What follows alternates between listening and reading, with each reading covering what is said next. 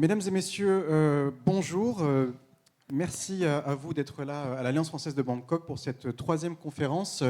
Vivre en Thaïlande qui est organisée dans le cadre du salon Vivre et Travailler en Thaïlande à l'Alliance française de Bangkok toute la journée.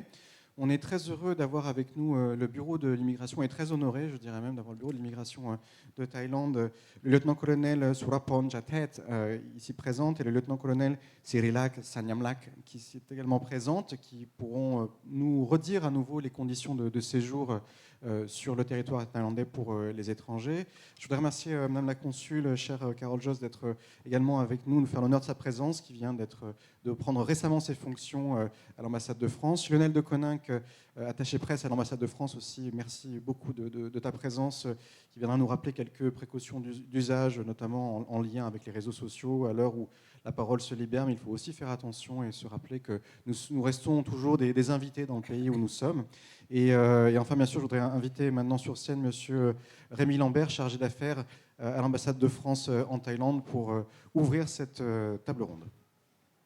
Merci Sylvain. Bonjour à nouveau à ceux que j'ai vus ce matin et bonjour à ceux qui nous ont rejoints au cours de la matinée. Je voudrais juste faire un point de présentation sur l'ambassade de France en Thaïlande, à Bangkok.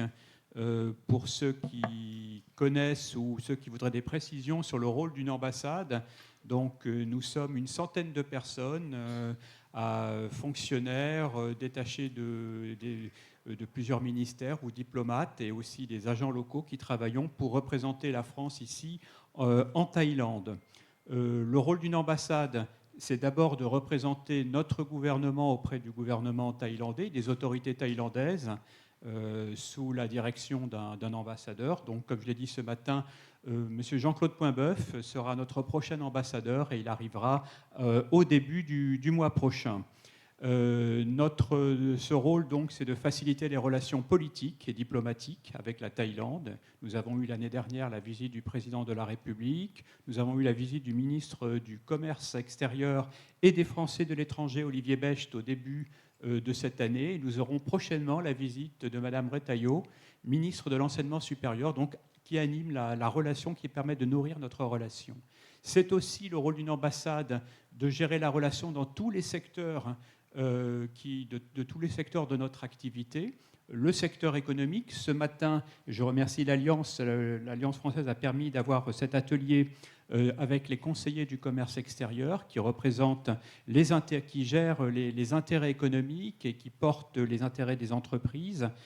Au sein de l'ambassade, il y a un service économique avec un nouveau responsable, Jean Solmacher, qui est arrivé en septembre, et puis Business France, qui gère la relation des entreprises françaises qui travaillent en Thaïlande. Nous avons aussi un grand secteur culturel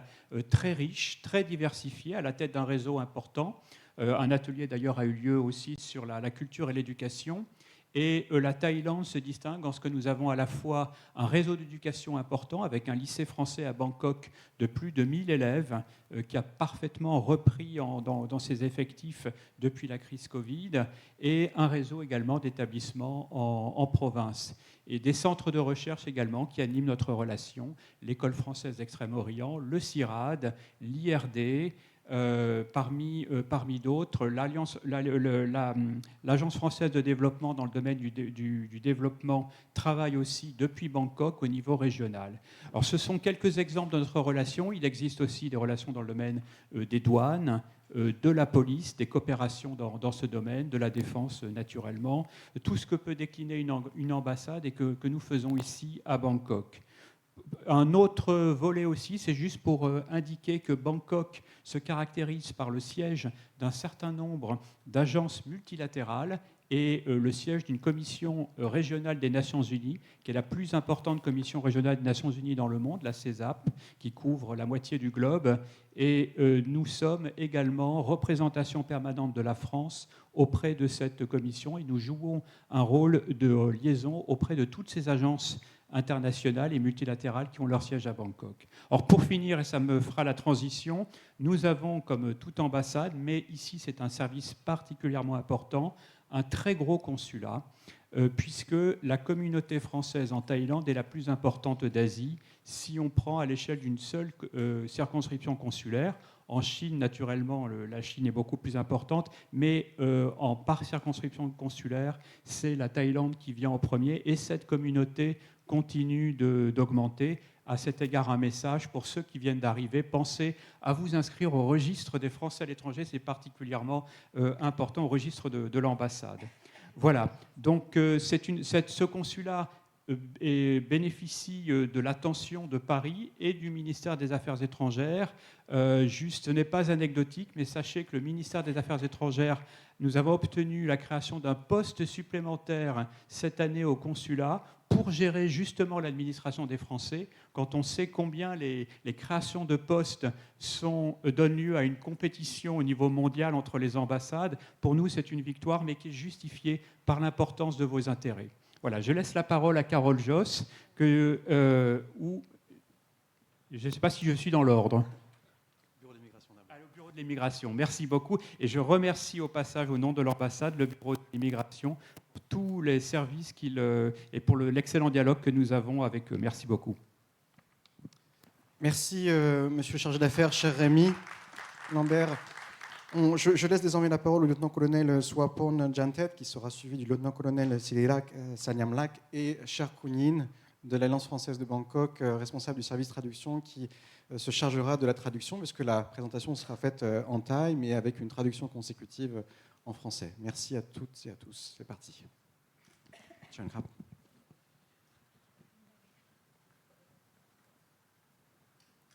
สวัสดีค่ะพันตำรวจโทหญิงสุวพรจันเทศนะคะสารวัตรกองการ2กองบังคับการตรวจคนเข้าเมือง1ค่ะ Alors, pour la première partie, en fait, la présentation se divise en deux parties. La première partie, ça sera avec la lieutenant-colonel Suapon Jantet de l'immigration. ค่ะวันนี้ก็รู้สึกยินดีเป็นอย่างยิ่งนะคะที่มีโอกาสได้มาบรรยายนะคะให้ทุกคนนะคะได้รับทราบถึงระเบียบที่เกี่ยวข้องกับการที่คนต่างด้าวจะพักอาศัยอยู่ในประเทศไทยค่ะ Alors, donc, elle va nous parler de l'immigration, en fait, le cycle de l'immigration. J'essaie de faire court parce qu'on n'a pas beaucoup de temps, désolé. ก็หวังเป็นอย่างยิ่งว่าวันนี้นะคะผู้ฟังทุกท่านนะคะก็จะรับความรู้นะคะแล้วก็เอาไปใช้ในชีวิตจริงได้ค่ะ Donc, ça sera des informations très utiles pour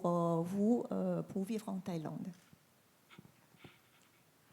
ก่อนอื่นเลยนะคะก็จะขอปูพื้นให้ทุกคนนะคะได้ทราบว่าในการที่คนต่างชาติ1คนนะคะจะเดินทางเข้ามาอยู่ในประเทศไทยนะคะจะมีลักษณะนะคะเป็นรูปแบบของวงจรนะคะที่เราจะเรียกว่าวงจรคนเข้าเมือง Donc, elle va nous présenter le cycle de l'immigration pour un étranger en fait qui vient en Thaïlande.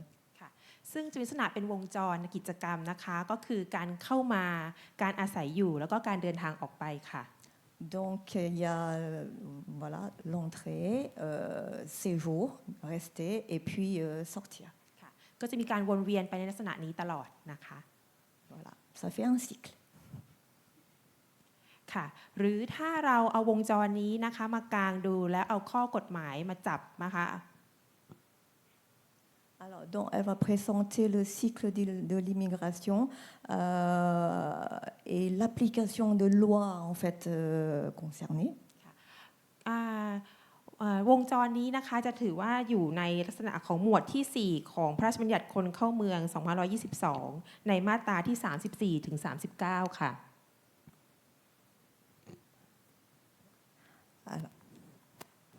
อยู่ในพระราชบัญญัติคนเข้าเมืองหมวดที่4มาตรา34ถึง39ค่ะ Alors, chapitre มาตราที่4ใช่ไหมคะหมวดที่4หมวดที่4มาตราเท่าไหร่นะคะ34-39 Alors, donc, désolée. Elle va nous parler des articles de la loi sur l'immigration,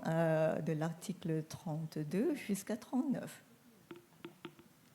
ค่ะถ้าเริ่มนะคะถ้าเกิดจะดูจากในจอนะคะอันนี้คือคนต่างด้าวเดินทางเข้าประเทศไทยนะคะ Alors donc par rapport au schéma, on commence par l'entrée. จากนั้นแล้วนะคะเมื่อเดินทางเข้ามาถึงด่านนะคะขาเข้านะคะเจ้าหน้าที่นะคะจะอนุญาตให้คนต่างด้าวอยู่ตามวัตถุประสงค์และก็ระยะเวลานะคะตามวัตถุประสงค์แล้วก็ตามระยะเวลานะคะวัตถุประสงค์จะอยู่ในที่มาตรา 34 นะคะส่วนระยะเวลาอยู่ตามมาตรา 35 Alors, donc, deuxième étape, c'est sur la permission de l'entrée de séjour. Et on part de l'article 32. ค่ะการเข้าวัตถุประสงค์ในการเข้ามาเพื่อท่องเที่ยวหรือเข้ามาอะไรตามมาตรา 34 นะคะวัตถุประสงค์นะคะส่วนการระยะเวลาที่ได้ตามมาตรา 35 Alors, ils vont considérer le motif de séjour par rapport à l'article 34 et l'article 35 pour la durée de séjour. หลังจากนั้นแล้วขอโทษนะคะหลังจากนั้นแล้วเนี่ยเมื่อคนต่างด้าวนะคะเข้าพักอาศัยที่ไหนนะคะเจ้าบ้านเจ้าของหรือผู้จัดการโรงแรมมีหน้าที่แจ้งว่ามีคนต่างด้าวพักอาศัยตามมาตรา 38 Alors ensuite, c'est l'article 38 qui est appliqué sur la déclaration d'hébergement par le propriétaire du domicile, en fait. Par exemple, ça peut être un domicile, une maison ou un hôtel. ค่ะจากนั้นแล้วนะคะเมื่ออยู่ไปนะคะต้องการที่จะอยู่ต่อเพิ่มจากวันที่อนุญาตนะคะก็สามารถมาขอขยายเวลาอยู่ในอาณาจักรได้นะคะอันนี้เป็นไปตามมาตรา 35 เหมือนกันค่ะ Et ensuite, c'est l'article 38 qui s'applique sur l'extension, demande de l'extension de séjour, de visa. จากนั้นแล้วนะคะเมื่อคนต่างด้าวนะคะอยู่ในประเทศนะคะเกินกว่า90 วันทุกๆ90 วันนะคะจะต้องรายงานตัวว่าพักอาศัยอยู่ที่ใดเป็นไปตามมาตรา 37 ค่ะ Et l'article 37 sur la déclaration des 90 jours. ค่ะแล้วหลังจากที่ได้รับอนุญาตไว้แล้วนะคะถ้าเกิดว่ามีการเดินทางออกสิทธินั้นจะจบลงยกเว้นว่ามีการสงวนสิทธิ์หรือการทำ re-entry permit ซึ่งเป็นไปตามมาตรา 39 ค่ะ Et l'article 139 s'applique sur le re-entry, ce qu'on appelle re-entry en Thaïlande, c'est-à-dire vous avez déjà eu la permission de séjour et vous devez sortir du territoire. Si vous ne faites pas le re-entry, l'autorisation sera annulée. Donc avant de sortir, il faut faire le re-entry pour pouvoir rentrer en Thaïlande. แล้วถ้าเกิดว่าระหว่างที่อยู่ในประเทศไทยเนี่ยเกิดว่ามีพฤติการไม่เหมาะสมก็สามารถจะถูกยกเลิกเพิกถอนสิทธิ์ได้นะคะถูกเพิกถอนได้ตามมาตรา 36 ค่ะ Alors, votre permission de séjour peut être annulée si vous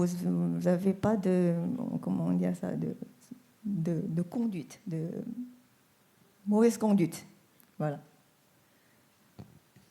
ฉะนั้นแล้วเมื่อเราเข้าใจวงจรคนเข้าเมืองเนี่ยก็จะสามารถให้เราสามารถเข้าใจกิจกรรมของตัวเองและปฏิบัติตัวเองได้ถูกต้องตามขั้นตอนค่ะ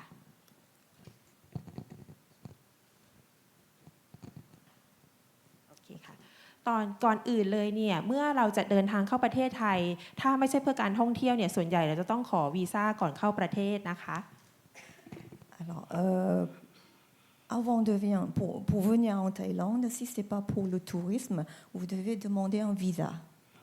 ก็คือเราจะต้องขอวีซ่าจากสถานทูตหรือศาลกงสุลไทยก่อนเดินทางเข้าประเทศนะคะโดยมีการแนะนำว่าถ้าจะขอวีซ่าที่สถานทูตศาลกงสุลใดให้เข้าไปศึกษาที่เว็บไซต์สถานทูตนั้นๆก่อนเพราะว่าแต่ละสถานทูตจะมีความจำเป็นในการตรวจสอบเอกสารแตกต่างกัน Alors, pour demander un visa pour venir en Thaïlande, il faut contacter l'ambassade de Thaïlande du pays. C'est conseillé d'aller consulter le site de l'ambassade du pays parce qu'ils n'ont pas les mêmes conditions en fait, ils ne demandent pas les mêmes documents justificatifs. อันนี้คือรูปแบบของสติ๊กเกอร์วีซ่าในปัจจุบันนะคะหรือแผ่นปะการตรวจลงตรานะคะ Alors, ce sont les différents labels visa.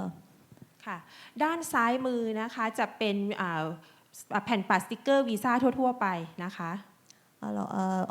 en haut à gauche, c'est un label visa en général. รูปแบบและสีสันแบบนี้จะเป็นรุ่นเก่านะคะวีซ่าทั่วๆไปแบบเก่า C'est un format ancien, en fait, นี่ที่จะเป็นรูปแบบใหม่ของสติกเกอร์วีซ่าแบบทั่วๆไปนะคะ le format actuel. ส่วนด้านขวามือนะคะจะเป็นสติกเกอร์วีซ่าสำหรับผู้ที่ถือบัตร Thailand Elite Card นะคะ Alors, en haut à droite, c'est le label Visa pour Visa Elite. ด้านบนเนี่ยขวามือด้านบนจะเป็นที่เข้ามาหรือต่อวีซ่าได้ครั้งละ1 ปีนะคะ Donc, validation d'1 an. ส่วนด้านล่างเนี่ยค่ะจะเป็น Elite แบบที่เข้ามาได้ครั้งละ90 วันแล้วต่อได้ครั้งละ90 วัน Visa Elite aussi, mais 90 jours de séjour autorisés. ค่ะนอกจากสติกเกอร์วีซ่าแล้วเนี่ยตอนนี้นะคะกระทรวงต่างประเทศนะคะก็ได้อำนวยความสะดวกใ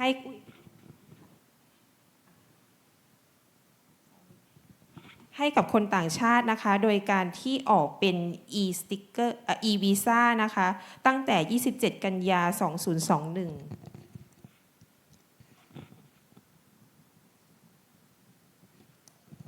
Alors, pour faciliter votre voyage, il existe maintenant le e-visa depuis le 27 septembre 2021. ซึ่งของทางฝรั่งเศสเองนะคะก็สามารถขอ e-visa ได้จากสถานทูตไทยที่ปารีสนะคะ Donc, pour la France, vous pouvez le demander auprès de l'ambassade de Thaïlande à Paris. คนต่างด้าวนะคะเมื่อได้รับe-visa นะคะเมื่อเดินทางเข้ามาถึงประเทศไทยนะคะก็จะต้องแสดงหนังสือเดินทางแล้วก็ปริ้นนะคะตัว e-visa ซึ่งได้รับมาจากอีเมลของตัวเองมาประกอบนะคะเพื่อเมื่อเดินทางเข้าประเทศไทย Alors, une fois obtenu le visa, pour venir en Thaïlande, vous devez présenter votre passeport et il faut imprimer le e-visa. คนต่างด้าวเดินทางเข้ามาในราชอาณาจักรไทยนะคะสามารถเดินทางเข้ามาได้ทั้งช่องทางอากาศทางเครื่องบินนะคะทางบกนะคะคือทางรถยนต์แล้วก็ทางน้ำหรือทางเรือนะคะ Alors, pour entrer dans le territoire de la Thaïlande, vous avez 3 possibilités en avion, terrestre, voie terrestre, en voiture ou en bateau. เมื่อเดินทางเข้ามาแล้วนะคะเจ้าหน้าที่ขาเข้าก็จะตรวจสอบข้อมูลแล้วก็จะอนุญาตให้เข้าหรือไม่ให้เข้านะคะถ้าให้เข้าก็ให้ตามวัตถุประสงค์ต่างๆนะคะ Alors, à votre arrivée, l'agent à la douane va considérer si pour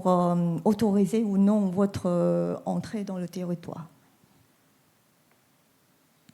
dépendant des motifs, de votre objectif en fait de séjour. ค่ะอันนี้ก็คือตราขาเข้านะคะในปัจจุบันนะคะที่เห็นในกรอบสี่เหลี่ยมนะคะก็คือจะเป็นชื่อด่านที่เดินทางเข้านะคะเข้าทางสุวรรณภูมิเข้าทางดอนเมืองแล้วก็เข้าทางด่านแม่สอดที่ตากค่ะ Alors, ce sont les exemples de tampons à l'arrivée. Il y a le nom de poste frontalier en fait qui se trouve à gauche.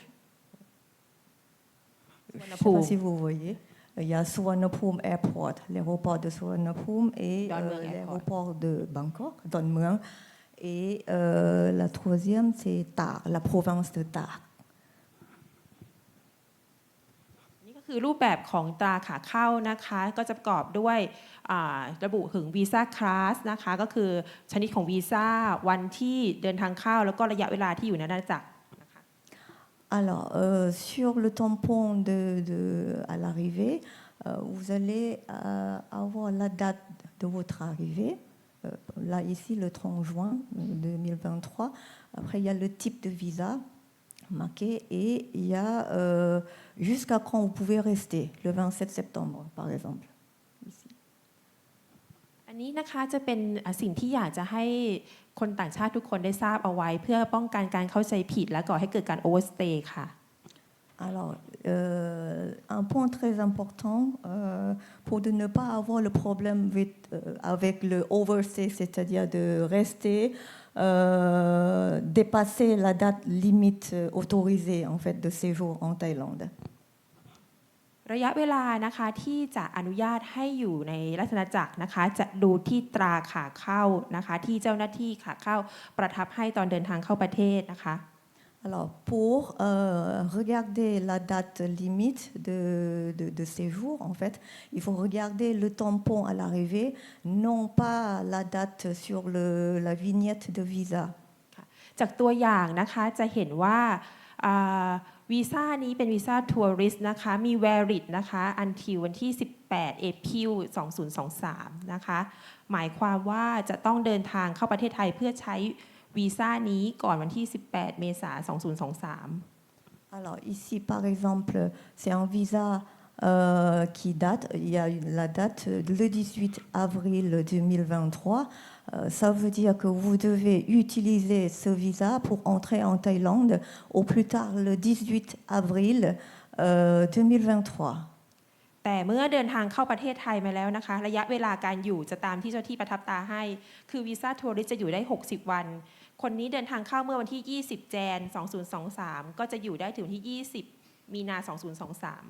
Alors, sur le tampon, c'est que vous êtes rentré le 20 janvier 2023 et vous êtes autorisé de séjourner dans le territoire jusqu'à 20 mars 2023. Donc, c'est là il faut regarder. บางคนจะเข้าใจผิดว่าตัวเองอยู่ได้ถึงวันที่ 18 เอพริลจริงๆไม่ใช่อยู่ได้แค่ 20 มีนานะคะ Alors, il ne faut pas se confondre. แล้วถ้าเกิดว่าอยู่ในประเทศไทยแล้วต้องการจะอยู่ต่อในอาณาจักรเนี่ยทำได้ไหมทำได้นะคะแต่ต้องมีเหตุโดยขึ้นอยู่กับเหตุผลที่จะอยู่ในอาณาจักรต่อไป Alors, si vous êtes déjà en Thaïlande et vous voulez rester un petit peu plus long, vous pouvez demander l'extension de séjour. สำหรับการอยู่ในอาณาจักรชั่วคราวต่อไปนะคะเดี๋ยวเราจะมาดูกันว่าจะมีรายละเอียดยังไงบ้างนะคะ Alors, donc ensuite, ça sera, elle va nous présenter en fait la procédure, les démarches pour la demande d'extension de séjour. เหตุผลในการขออยู่ต่อนะคะจะมีอยู่มากมายนะคะถ้าจะแบ่งง่ายๆก็คือแบ่งเป็นวีซ่าทั่วๆไปกับขออยู่ต่อแบบทั่วๆไปกับขออยู่ต่อตามกรณีพิเศษ Alors, les différents motifs de visa, c'est juste, ce sont des exemples, c'est pas exhaustif. เหตุผลทั่วๆไปก็จะมีทั้งเช่นเป็นท่องเที่ยวนักเรียนนะคะครอบครัวไทยทำงานเป็นครูมารักษาพยาบาลมาฝึกงาน Alors, donc, oui, pour le tourisme, pour les étudiants, si vous avez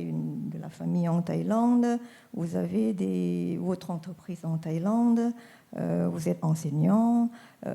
ou vous êtes en Thaïlande pour des soins médicaux, par exemple. แล้วก็นอกจากนี้ก็จะมีวีซ่าที่เป็นกรณีพิเศษขึ้นมานะคะเช่นSmart Visa Non Immigrant OX Long Term พวก LTR Thailand Elite Member แล้วก็การทำงานภายใต้ส่งเสริมการลงทุน Alors, il existe le type de visa spécial, c'est-à-dire Smart Visa, c'est pour par exemple, les gens très qualifiés, des investisseurs, visa pour la famille, non-immigrants et visa élite. วันนี้จะขออนุญาตไม่ลงลึกในดีเทลนะคะวันนี้จะมากล่าวถึงกว้างๆให้ฟังก่อนนะคะ Aujourd'hui, elle ne va pas nous parler en détail pour différents types de visas. ค่ะในเรื่องของวีซ่าทั่วๆไปในการขออยู่ต่อนะคะจะเป็นไปตามคำสั่งสำนักงานตำรวจแห่งชาติที่ 327/2557 นะคะเรื่องหลักเกณฑ์และเรื่องของรายการเอกสารจะเป็นไปตามคำสั่งสตมที่ 138/2557 ค่ะ Alors, pour les critères et les conditions de permission pour le séjour, ça sera selon l'ordonnance de la police nationale, numéro 3027 de l'année, alors là, il faut que je calcule, de l'année taille 2557. Il faut enlever 543. Désolée pour la traduction. Merci. ขอยกตัวอย่าง1วีซ่าละกันนะคะก็คือวีซ่าเพื่อเข้ามาศึกษาของรัฐนะคะ Alors, un exemple de visa, c'est visa pour les étudiants. เรื่องของหลักเกณฑ์การพิจารณาก่อนนะคะ Par contre, c'est juste pour les étudiants des établissements de l'État, pas privés. โอเคคนต่างด้าวต้องรับการตรวจดวงตานะคะประเภทราชการหรือคนอยู่ชั่วคราว Alors, pour considérer la permission de séjour, c'est que l'étudiant étranger doit avoir le visa type officiel ou séjour temporaire. แล้วก็ได้รับการรับรองร้องขอสถานนั้นๆนะคะ L'établissement scolaire doit en fait délivrer à l'étudiant une attestation et une demande de la part de l'établissement scolaire. Pardon. ซึ่งตมจะอนุญาตครั้งละไม่เกิน1 ปีนะคะ Alors, et ça sera une permission d'1 an. เอกสารที่ Par ใช้ demande นะคะโอเคค่ะเอกสารที่ใช้จะมีแบบคำขอนะคะสำเนาหนังสือเดินทางผู้ยื่นคำขอนะคะหนังสือรับรองขออยู่ต่อสารสานั้นแล้วก็ผลการเรียนนะคะแล้วก็ชั่วโมงที่เข้าเรียน Alors, pour les documents justificatifs, il y a bien sûr la formulaire de demande, copie du passeport du demandeur, l'attestation et la demande de la part de l'établissement scolaire, avec les détails sur la durée prévue du programme d'études. หลังจากที่ได้รับอนุญาตนะคะเจ้าที่ก็จะประทับตารูปแบบนี้นะคะลงในหนังสือเดินทางอันนี้คือตาพับขออยู่ต่อนะคะก็จะประกอบด้วยเลขที่ขออยู่ต่อนะคะวันอนุญาตนะคะแล้วก็เหตุผลในการขออยู่ต่อแล้วก็วันที่ยื่นคำร้อง Alors, une fois obtenue la permission, il y aura un stamp caché de l'immigration, comme celui-là. Il y aura le numéro de la demande en haut, et puis il y a la date, la date de permission et jusqu'à quand est valide la permission et le motif de séjour. ค่ะนอกจากวีซ่านี้แล้วนะคะจะขอพูดถึงผู้ที่เข้ามาเพื่อการท่องเที่ยวนะคะอย่างของฝรั่งเศสเองจะได้รับการยกเว้นการตรวจดวงตาเพื่อการท่องเที่ยวแบบขอ30นะคะก็แค่โชว์หนังสือเดินทางก็จะได้รับตราประทับนะคะ30 วันเพื่อการท่องเที่ยว Alors, ici, là, on va parler de l'exemption de visa. Vous pouvez présenter votre passeport et à l'arrivée, voilà, sur votre passeport, ça sera tamponné avec ce tampon-là, avec le type. คือถ้าเข้ามาเพื่อการท่องเที่ยวเนี่ยถ้ามีข้อตกลงกับไทยเนี่ยไทยก็จะอนุญาตให้30 วัน90 วันนะคะหรือผู้ที่ถือบัตรเอเปกก็สามารถได้90 วันนะคะ D'accord, donc pour la France, c'est 30 jours voilà, sans visa. Et pour les pays d'APEC, c'est 90 jours, plus long. หรือถ้าอยากท่องเที่ยวมากกว่านั้นนะคะก็สามารถที่จะขอวีซ่าทัวริสต์นะคะซึ่งจะอยู่ในประเทศไทยได้60 วัน Alors si vous voulez rester plus de 30 jours, vous pouvez demander un visa touriste. Vous pouvez rester par exemple 60 jours en Thaïlande. ซึ่งทั้ง2ประเภทนี้นะคะถ้าเกิดเข้ามาเพื่อการท่องเที่ยวแล้วเนี่ยอยากจะอยู่ในระดับต่อเพื่อจะไปเรียนหนังสือหรือทำงานก็สามารถเปลี่ยนวีซ่าได้ Vous pouvez changer de type de visa une fois en Thaïlande. De visa touriste, par exemple, vous pouvez basculer en visa étudiant ou visa de travail. ก็ขอยกตัวอย่างนะคะว่าสมมุติว่าจะเข้ามาเรียนเป็นนักศึกษาในระดับมหาวิทยาลัยของรัฐ Par exemple, pour étudiants dans un établissement scolaire de l'État. ก็หลักเกณฑ์การพิจารณานะคะก็เรื่องของการเปลี่ยนวีซ่านะคะก็จะพิจารณาตามเหตุผลและความจำเป็นที่ขอ Donc, ils vont considérer en fait pour accorder ou non la permission par rapport au motif de votre séjour et la nécessité. แล้วเอกสารที่ใช้ในการเปลี่ยนวีซ่าจากนักท่องเที่ยวให้เป็นนักศึกษาของรัฐนะคะก็ใช้แบบคำขอสำเนาหนังสือเดินทางผู้ยื่นคำขอแล้วก็หนังสือขอเปลี่ยนวีซ่าจากระดับคณบดีขึ้นไป Donc les documents justificatifs pour cette demande, il y aura le formulaire de demande, copie de passeport et attestation de...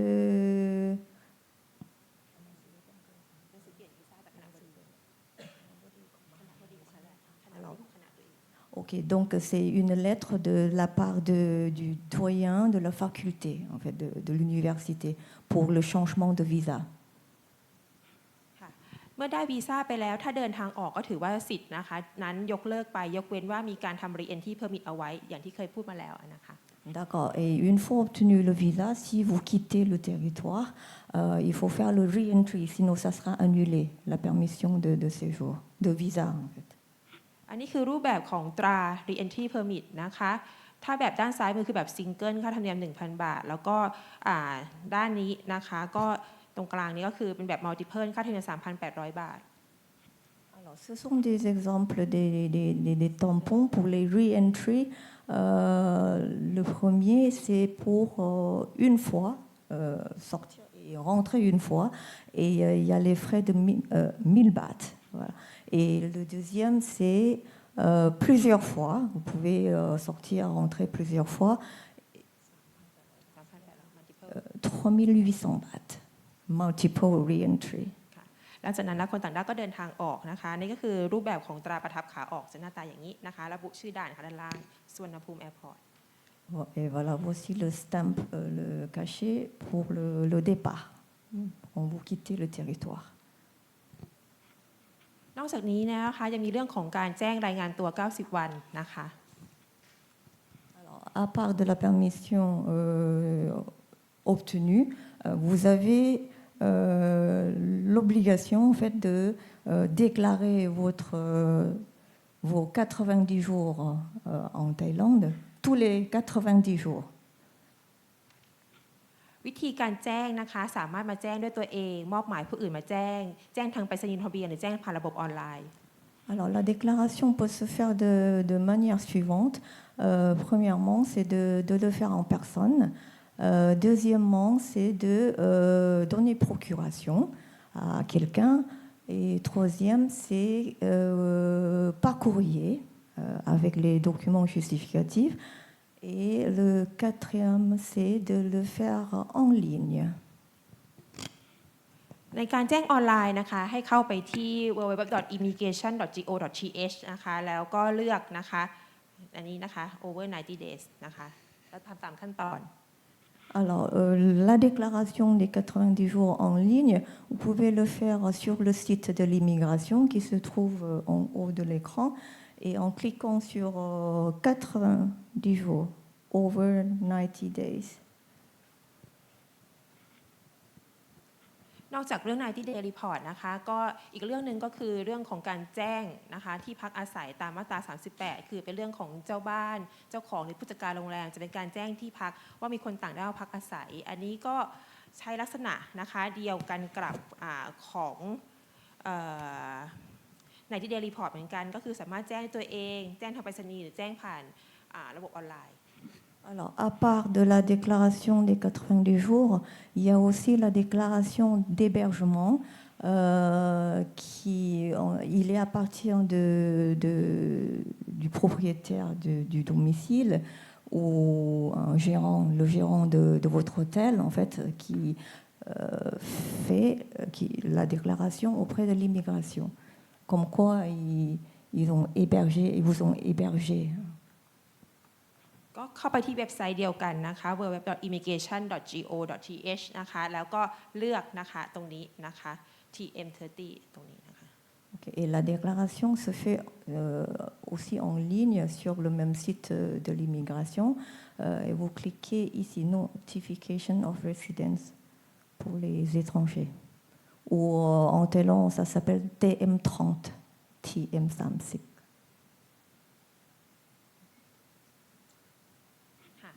สำหรับผู้ที่เคยแจ้งเอาไว้ก่อนหน้านี้สำหรับเรื่องของแจ้งที่พักอาศัยนะคะตอนนี้ได้มีการเปลี่ยนระบบใหม่นะคะก็ขอให้ทุกท่านที่เคยแจ้งนะคะที่เป็นเจ้าบ้านเจ้าของหรือว่าเจ้าของโรงแรมเนี่ยเข้าไปลงทะเบียนใหม่นะคะตามในเว็บไซต์ของสตม.ได้เลยค่ะที่เขาเคยแจ้งไปแล้วต้องลงไปออนไลน์ให้ทำใหม่ให้ลงใหม่ที่เคยได้รหัสผ่านแล้ว เดี๋ยวนะคะที่เขาเคยแจ้งแล้วคือยังไม่ได้ออนไลน์ ออนไลน์คือแต่เขาเปลี่ยนระบบออนไลน์ใหม่ Ah, ok, d'accord. Ok. Aujourd'hui, il y a un changement de système en fait de l'immigration. Ceux qui ont déjà fait la déclaration d'hébergement, il faut le refaire sur le site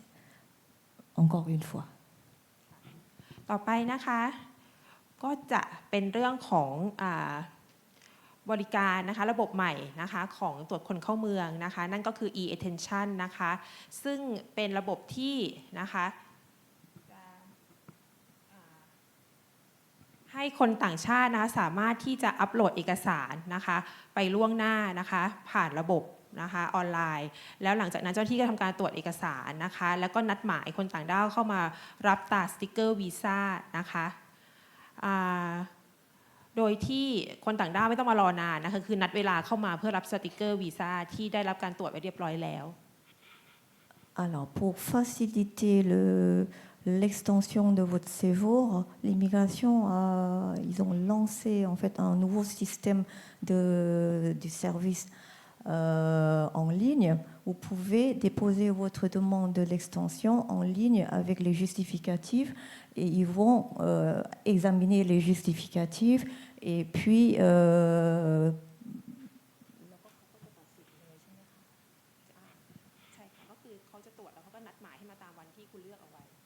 D'accord. Après l'examen, ils vont vous envoyer une date de rendez-vous, voilà, pour venir chercher la permission. ตอนนี้ยังไม่ได้ครอบคลุมทุกๆวีซ่านะคะแต่หลักๆแล้วเนี่ยผู้ที่มายื่นก็คือจะเป็นวีซ่าท่องเที่ยวนะคะที่จะยื่น Alors, par contre, le service n'est pas encore disponible pour tous les types de visas, mais uniquement pour l'instant pour le visa touriste. อันนี้ก็คือรูปแบบของห้อง e-attention ที่จะมารับตัววีซ่านะคะแล้วก็นี่ก็คือหน้าตานะคะของวีซ่าที่เป็น e-attention นะคะ Donc c'est là où on va retirer le visa après avoir la permission et c'est à quoi ça ressemble le visa. ตอนนี้การบริการนี้นะคะยังอยู่ที่กรุงเทพมหานครเท่านั้นนะคะแต่ในอนาคตนะคะก็จะขยายไปที่ชลบุรีเชียงใหม่ภูเก็ตสุราษฎร์ธานีหรือต่างหัวเมืองใหญ่ๆต่อไปในอนาคตค่ะ D'accord. Pour l'instant, le service est disponible uniquement pour la zone de Bangkok. Et par la suite, ça sera à Chiang Mai, Phuket, voilà, dans les provinces, dans l'avenir. โอเคค่ะขอบคุณนะคะจบแล้วค่ะ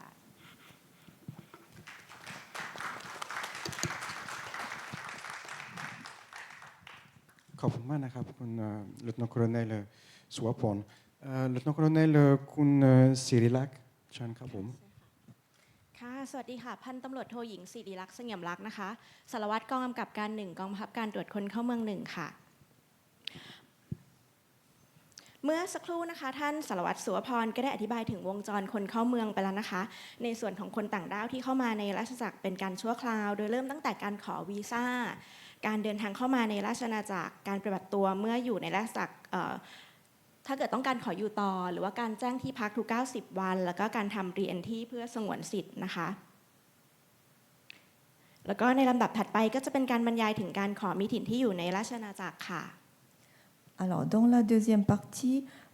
la lieutenant-colonel Sirilak Sengyeamlak va nous parler de la résidence permanente en Thaïlande.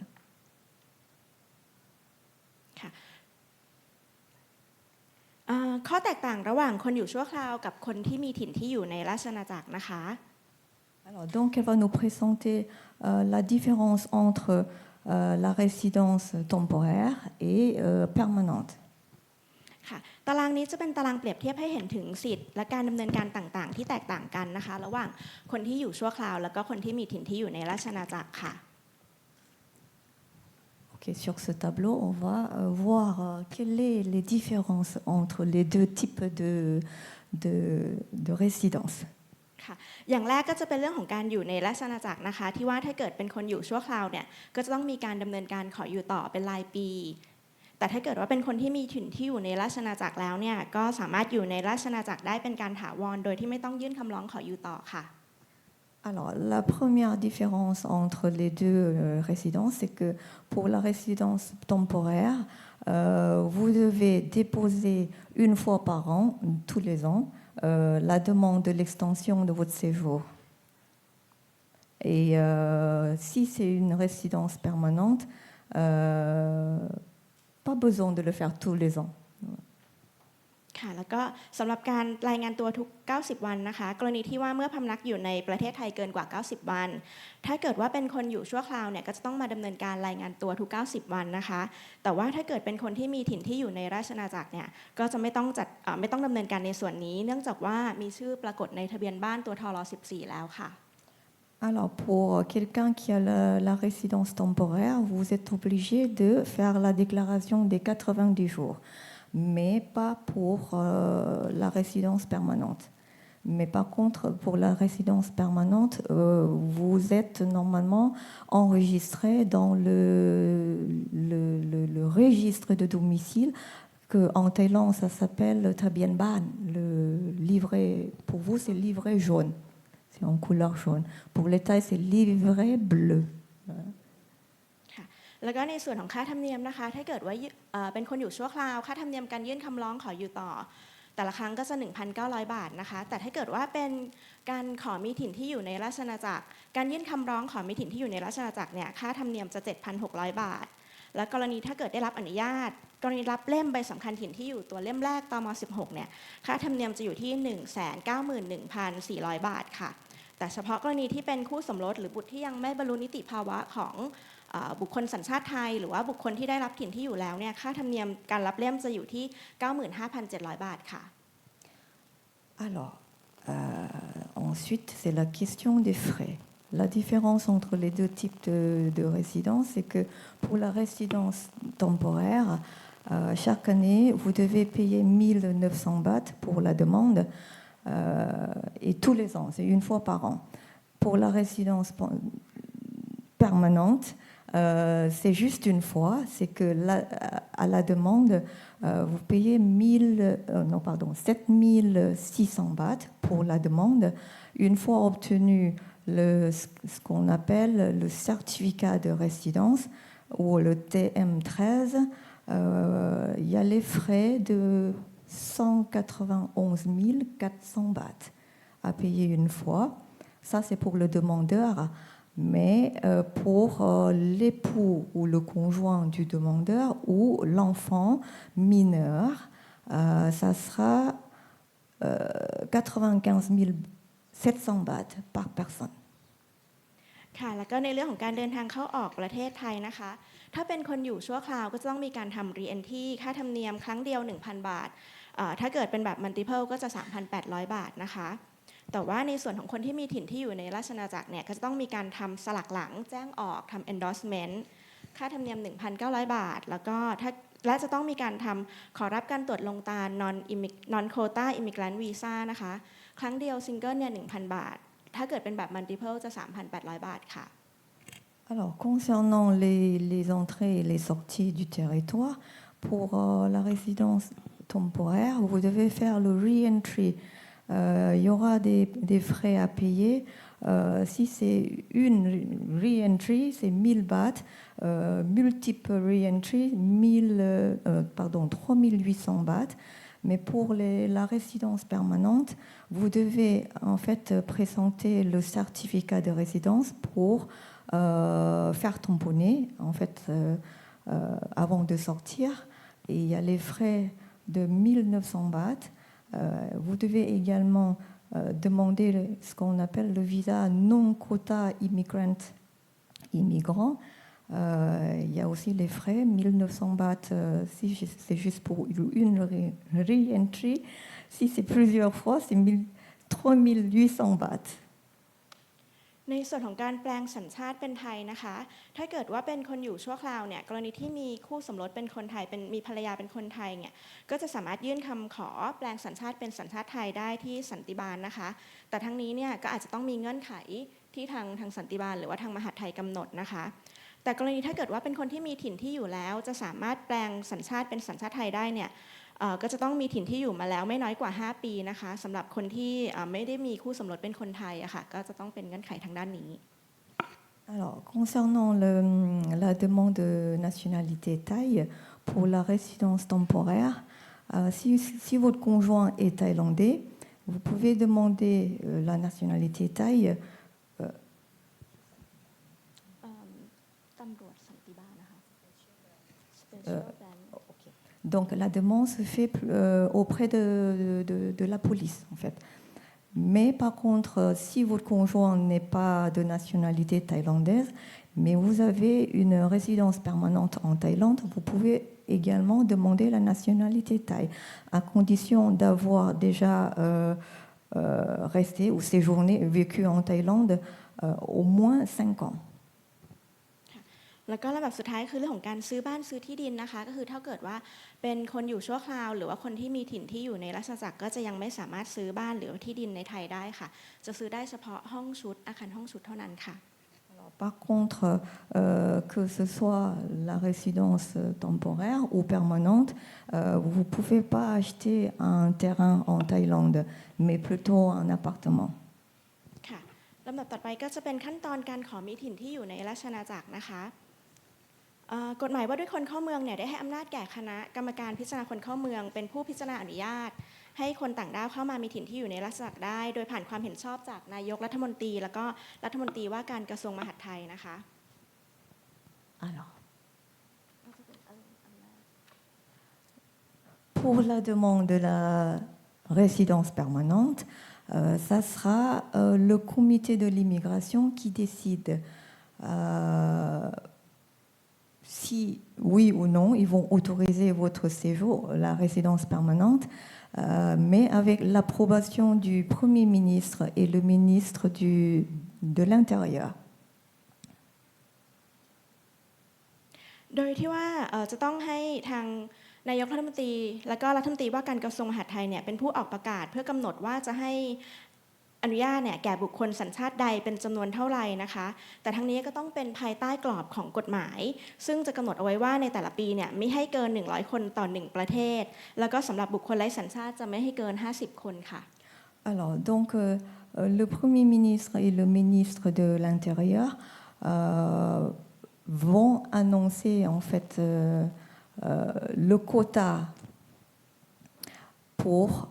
chaque pays. Et le quota diffère selon le pays, mais en respectant la loi stipulant le nombre de 100 personnes maximum pour chaque pays et 50 personnes pour les personnes sans nationalité. แล้วก็ในปีนี้นะคะปี 2566 ทางนายกรัฐมนตรีและก็รัฐมนตรีว่าการกระทรวงมหาดไทยเนี่ยก็ได้มีประกาศแจ้งกำหนดจำนวนคนที่จะเข้ามามีถิ่นที่อยู่เมื่อประกาศลงเมื่อวันที่ 21 สิงหา 2566 นะคะได้มีประกาศลงมาแล้วค่ะ Pour l'année 2022,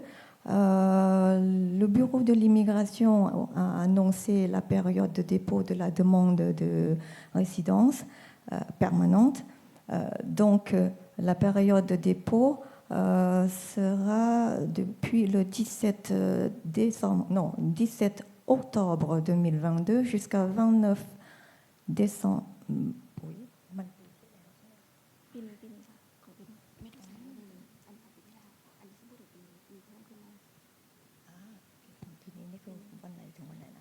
Excusez-moi. ปีนี้เพิ่งประกาศไปค่ะว่าให้มีกำหนดจำนวนโควต้าได้แล้วแต่ว่ายังไม่ได้เปิดรับอยู่ระหว่าง process. Okay, pardon. Alors, le quota pour cette année est déjà annoncé, mais ils n'ont pas encore annoncé la période de dépôt. Excusez-moi. ค่ะแล้วก็พอทางนายกประกาศรับ ว่ากำหนดจำนวนโควต้าได้แล้วเนี่ยนะคะทางสำนักงานตรวจคนเข้าเมืองก็จะออกประกาศเพื่อที่จะรับคำขอมีถิ่นที่อยู่ในราชอาณาจักรนะคะในส่วนของปี 2566 เนี่ยอยู่ระหว่างดำเนินการค่ะแต่ว่าในส่วนของปี 2565 เนี่ยเราได้มีการประกาศเปิดรับคำขอเนี่ยเมื่อวันที่ 17 ตุลาคมนะคะถึง 29 ธันวาคม 2565 ค่ะอันนี้เป็นของเมื่อปีที่แล้วค่ะ D'accord. Donc, le quota pour l'année dernière, en fait, c'est déjà fermé la période de dépôt. C'était jusqu'à 29 décembre 2022, mais pour cette année, ce n'est pas encore annoncé. แล้วก็คณะกรรมการพิจารณาคนเข้าเมืองนะคะได้กำหนดหลักเกณฑ์พิจารณาให้คนต่างด้าวเข้ามามีถิ่นที่อยู่ในราชอาณาจักรเนี่ยดังต่อไปนี้นะคะคุณสมบัติเบื้องต้นของคนที่จะมามีถิ่นที่อยู่ในราชอาณาจักรก็คือจะต้องได้รับการตรวจลงตาประเภทคนอยู่ชั่วคราวนะคะ non immigrant visa โดยจะต้องมีการพำนักอยู่ในประเทศไทยต่อเนื่องเป็นอย่างน้อย3 ปีนะคะนับจนถึงวันที่ยื่นคำขอค่ะ Alors, ensuite, on va parler des critères pour accorder l'autorisation de résidence permanente. Premièrement, c'est que le demandeur doit déjà avoir le visa non-immigrant et séjourner de manière continue dans le territoire depuis 3 années au minimum, depuis la date jusqu'à la date de la demande. แล้วก็ประเภทการพิจารณาอนุญาตนะคะจะแบ่งออกเป็น 5 ประเภทค่ะได้แก่ประเภทลงทุนทำงานเพื่อมนุษยธรรมนะคะแล้วก็ผู้เชี่ยวชาญและกรณีพิเศษค่ะโดยเหตุผลเพื่อมนุษยธรรมเนี่ยก็จะเป็นกรณีของคู่สมรสบุตรบิดามารดาของผู้ที่มีสัญชาติไทยนะคะหรือว่าผู้ที่ได้รับอนุญาตให้มีถิ่นที่อยู่แล้วค่ะ Alors, les types de permission en fait se classent en 5 catégories. Premièrement, c'est l'investissement. Deuxième, c'est visa de travail. Troisième, c'est pour l'humanité. Ce qu'on appelle l'humanité, c'est pour les conjoints en fait d'une personne de nationalité thaï ou l'enfant, les parents. Ou les personnes qui ont déjà eu l'autorisation de séjour. Quatrième type, c'est les experts. Et le 5e, c'est des cas particuliers, spéciaux. แล้วก็การจัดเตรียมเอกสารนะคะเนื่องจากว่ารายการเอกสารค่อนข้างเยอะมากก็สามารถดูรายละเอียดได้จากเว็บไซต์ของ Immigration นะคะ Alors pour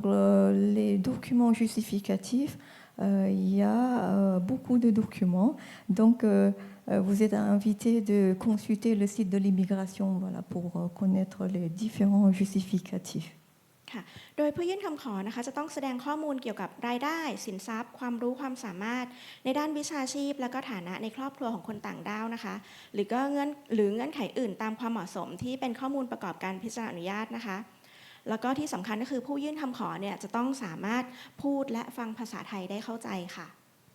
Alors donc le demandeur doit pouvoir justifier son revenu, les biens, les connaissances, les compétences professionnelles, situation familiale et les autres conditions jugées appropriées par l'immigration, bien sûr. Et le demandeur doit savoir parler et comprendre le thaï. สำหรับขั้นตอนการดำเนินการเมื่อยื่นคำขอแล้วนะคะคนต่างด้าวที่มีอายุ14 ปีขึ้นไปจะต้องได้รับการตรวจสอบประวัติดังนี้นะคะจะต้องมีการพิมพ์ลายนิ้วมือค่ะและกรอกประวัติลงในแบบพิมพ์ลายนิ้วมือของคนต่างด้าวนะคะเพื่อไปส่งไปตรวจสอบที่กองทะเบียนประวัติอาชญากรนะคะเพื่อตรวจสอบว่ามีประวัติการกระทำความผิดหรือไม่ Alors pour le demandeur âgé de 14 ans, à partir de 14 ans, il faut passer une vérification des antécédents judiciaires. Il y aura une prise des empreintes digitales, un formulaire à remplir pour vérifier dans le casier judiciaire en Thaïlande, de Thaïlande. แล้วก็จะต้องมีหนังสือรับรองประวัติอาชญากรรมจากประเทศต้นทางของผู้ยื่นคำขอนะคะ Et le demandeur doit aussi présenter le casier judiciaire du pays d'origine, de son pays d'origine. ค่ะแล้วก็มีการตรวจสอบว่าเป็นบุคคลต้องห้ามตามพรบคนเข้าเมืองหรือไม่นะคะโดยตรวจสอบจากระบบบัญชีต้องห้ามของสำนักงานตรวจคนเข้าเมืองค่ะ Et il y aura aussi un contrôle auprès de l'immigration pour voir si le demandeur est une personne interdite voilà, par rapport à la loi de l'immigration. แล้วก็ตรวจสอบว่าเป็นบุคคลที่มีหมายจับของตำรวจสากลหรือไม่นะคะจากกองการต่างประเทศสำนักงานตำรวจแห่งชาติค่ะ Où le demandeur est placé ou non sous le mandat d'arrêt international. ค่ะนอกจากตรวจสอบประวัติดังกล่าวแล้วนะคะผู้ยื่นคำขอจะต้องผ่านการทดสอบสัมภาษณ์เพื่อพิจารณาความรู้ความสามารถในการใช้ภาษาไทยด้วยค่ะ À part des vérifications et de tout ça, il faut aussi passer un entretien d'évaluation des compétences et de la maîtrise du thaï, de la langue. ค่ะแล้วก็ในวันที่ยื่นคำขอนะคะคนต่างด้าวเนี่ยจะได้รับอนุญาตให้อยู่ต่อเพื่อรอฟังผลการพิจารณาเป็นเวลา180 วันแต่ถ้าเกิดว่าวีซ่าเดิมของคนต่างด้าวเนี่ยมีอายุเกินกว่า180 วันนั้นนะคะก็จะได้รับอนุญาตให้อยู่ตามสิทธิ์เดิมแล้วก็ถ้าเกิดว่าครบกำหนด180 วันแล้วเนี่ยการอนุญาตยังไม่สิ้นสุดก็จะสามารถขยายการรอฟังผลเนี่ยได้ไปอีกทุกๆ180 วันค่ะ Alors, à la demande à la date de la demande, si vous avez plus de visa, en fait, vous serez autorisé encore 180 jours de séjour en attente du résultat. Et si ça dure plus longtemps, à chaque fois, vous allez avoir 188 jours, voilà, jusqu'à l'obtention du résultat. ค่ะสำหรับการพิจารณาอนุญาตนะคะคณะกรรมการพิจารณาคนเข้าเมืองเนี่ยก็จะได้กำหนดหลักเกณฑ์ในแต่ละประเภทไว้โดยพิจารณาจากคุณสมบัติของผู้ยื่นคำขอในแต่ละประเภทค่ะว่ามีคุณสมบัติตามที่กำหนดไว้หรือไม่หากมีคุณสมบัติครบถ้วนเนี่ยก็จะรับอนุญาตถ้าเกิดมีคุณสมบัติไม่ครบถ้วนก็จะไม่ได้รับอนุญาตนะคะแต่ว่าถ้าเกิดว่าไม่ได้รับอนุญาตแล้วเนี่ยก็ยังสามารถที่จะกลับไปยื่นคำร้องขออยู่ต่อเป็นการชั่วคราวได้ตามปกตินะคะ Alors, pour chaque pays, en fait, les conditions et les critères sont différents. Si vous n'êtes pas autorisé ou le résultat est négatif, vous pouvez quand même continuer avec le visa d'un an, en fait. ในส่วนของคณะกรรมการพิจารณาคนเข้าเมืองนะคะก็จะประกอบไปด้วยปลัดกระทรวงมหาดไทยนะคะเป็นประธานปลัดกระทรวงการต่างประเทศผู้บัญชาการตำรวจแห่งชาติปลัดกระทรวงแรงงานอัยการสูงสุดเลขาธิการคณะกรรมการส่งเสริมการลงทุนเลขาธิการสภาความมั่นคงนะคะผู้ว่าการท่องเที่ยวแห่งประเทศไทยเป็นกรรมการค่ะแล้วก็ผู้บัญชาการตำรวจผู้บัญชาการสำนักงานตรวจคนเข้าเมืองจะเป็นกรรมการและก็เลขานุการค่ะ Alors, le comité de l'immigration qui examine en fait vos demandes est constitué de membres suivants. Donc, il y a le secrétaire permanent du ministère de l'Intérieur, qui est le président du comité, et les membres, ce sont le secrétaire permanent du ministre des Affaires étrangères, et du ministre du Travail, le commissaire national de police, le procureur général, secrétaire général du conseil d'investissement, ou en Thaïlande ça s'appelle BOI, le Board of Investment, le gouverneur de l'autorité du tourisme de la Thaïlande, secrétaire général du conseil national de sécurité, ce sont les membres. Et le commissaire du bureau de l'immigration est membre et secrétaire du comité de l'immigration. ในส่วนของระยะเวลาการพิจารณานะคะแต่ละปีขึ้นอยู่กับนโยบายของคณะกรรมการพิจารณาคนเข้าเมืองค่ะแล้วก็กระทรวงมหาดไทยค่ะ Alors, donc, le délai d'examen dépend policy en fait du comité de l'immigration et le ministère de l'Intérieur. ถ้าเกิดว่าได้รับอนุญาตให้มีถิ่นที่อยู่นะคะก็จะต้องมารับทางตม.ก็จะมีหนังสือไปให้มารับเล่มตัวใบสำคัญถิ่นที่อยู่ตม. 16นะคะแล้วก็ชำระค่าธรรมเนียมตามที่แจ้งไว้แล้วนะคะจากนั้นจึงจะไปติดต่อนายทะเบียนท้องที่เพื่อออกใบสำคัญประจำตัวคนต่างด้าวนะคะอันนี้คือเล่นใบสำคัญถิ่นที่อยู่ส่วนอันนี้จะเป็นใบสำคัญประจำตัวคนต่างด้าวค่ะจากนั้นจึงนำชื่อเข้าทะเบียนบ้านค่ะAlors, une fois obtenue la permission pour la résidence permanente, vous allez recevoir une notification pour retirer le certificat de résidence. C'est au milieu, voilà l'exemple du certificat de résidence. Et à droite, c'est le certificat d'identité pour étrangers. En fait. Et des frais à payer comme mentionné auparavant. เมื่อได้รับอนุญาตให้มีถิ่นที่อยู่แล้วนะคะตัวรูปซ้ายมือเนี่ยก็จะเป็นถ้าเกิดว่ามีความประสงค์จะเดินทางไปต่างประเทศนะคะก็จะต้องทำสลักหลังทำ endorsement ค่ะค่าธรรมเนียมก็ตามที่แจ้งไว้นะคะแล้วก็มีกำหนดว่าจะต้องกลับเข้ามาในราชอาณาจักรภายใน1 ปีนับจากวันที่ทำสลักหลังแจ้งออกค่ะ Alors, donc, si vous avez ce certificat de résidence et vous devez quitter le territoire, vous devez présenter ce certificat pour faire endosser en fait pour la sortie et vous devez rentrer dans le territoire dans un an. ค่ะ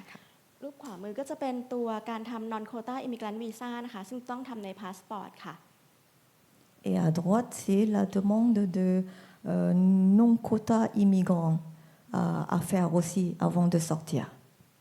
ทั้งการดำเนินการทั้ง2ประเภทนี้ไม่สามารถทำที่สนามบินได้นะคะต้องติดต่อด่านตรวจคนเข้าเมืองเท่านั้นค่ะ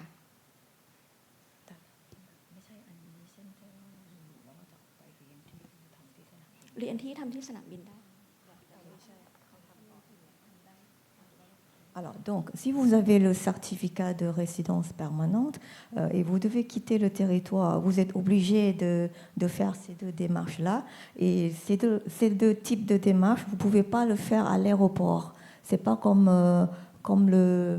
la résidence temporaire par an, 1 an de permission. Là, si vous quittez le territoire, vous pouvez le faire directement à l'aéroport, mais pas ce type de résidence. ตัวเล่มสีน้ำเงินนะคะก็คือเล่มตม. 16เล่มแรกที่เรารับไปนะคะถ้าเกิดว่าเล่มตม. 16เล่มแรกเนี่ยเต็มสูญหายหรือชำรุดนะคะก็จะต้องออกเล่มใหม่เป็นเล่มสีขาวค่ะมีค่าธรรมเนียมการเปลี่ยนเล่ม 1,900 บาทค่ะ Alors, en cas de perte de certificat de résidence, il y aura le duplicata, on peut dire ça, à droite.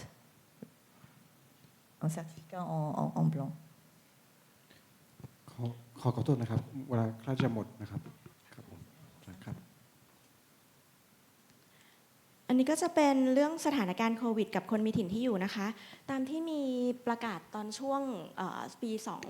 2563 ที่ปิดสนามบินคนต่างด้าวได้รับผลกระทบของการเดินทางนะคะทำให้ทางมหาดไทยเนี่ยก็มีประกาศว่าผ่อนผันคนที่มีถิ่นที่อยู่ให้เดินทางกลับเข้ามาเกินกว่า1 ปีได้กรณีที่ทำสลักหลังไว้นะคะ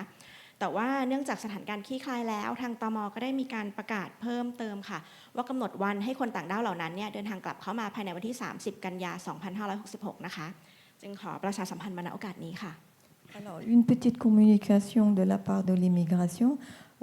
c'est que selon la situation de Covid, les personnes avec la résidence permanente qui sont sorties du territoire, en fait, ils ont eu l'autorisation de prolonger leur sortie, c'est-à-dire de revenir en Thaïlande plus tard, parce que normalement c'est 1 an. Il faut revenir 1 an. Suite à la situation, ils peuvent revenir plus tard, mais par contre, il faut revenir avant le 30 septembre 2022, 23. Voilà. Ça, c'est la date limite pour rentrer. ค่ะขอบคุณนะคะ ขอบคุณมากนะครับ ขอบคุณค่ะ ขอบคุณอีกครั้งหนึ่งนะครับเลตนองโคลเนลสุรพรนะครับแล้วก็เลตนองโคลเนลคุณศิริลักษณ์สัญญามลักษณ์ครับ Madame la Consul, chère Carole, c'est à vous, je vous laisse le micro.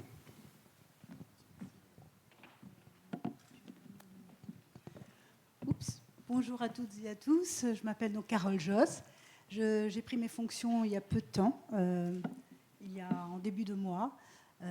en tant que chef de section consulaire à l'ambassade de France et donc consul, voilà, plus communément appelé consul. Voilà, je suis ravie d'être ici, ravie d'être en Thaïlande et ravie d'être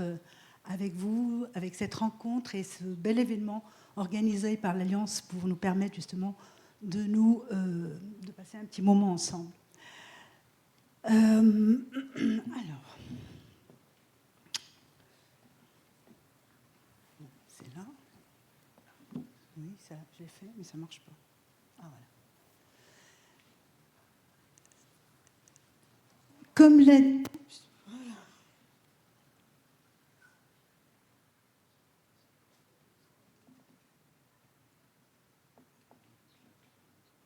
Comment ?